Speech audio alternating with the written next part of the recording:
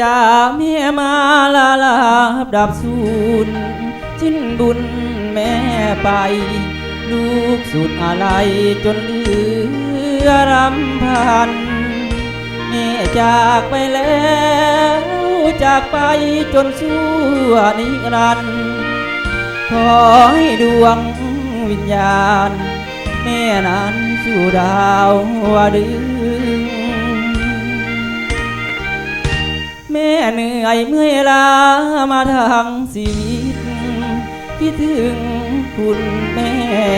ลำบากยากแท้แม่ไม่คำนึง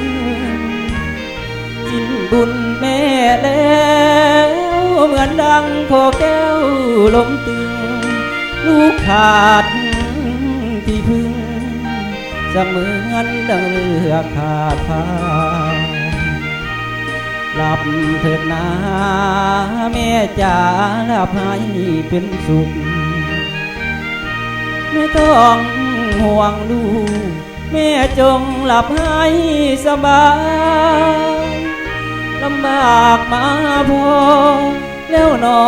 ตั้งแต่พ่อตายเลี้ยงลูกทั้งหญิงและชายเติบโตมาจนบัดนี้ลูกขอกราบลงที่ตรงเท้าแม่ผู้มีแต่ให้พระคุณยิ่งใหญ่เหนือปาตพีขออธิษฐาน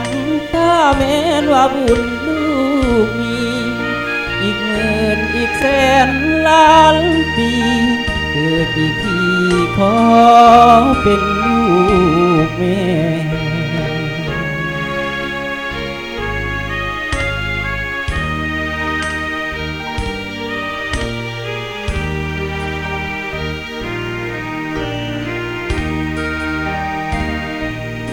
หลับเถิดนาแม่จ๋าหลับให้เป็นสุขไม่ต้อง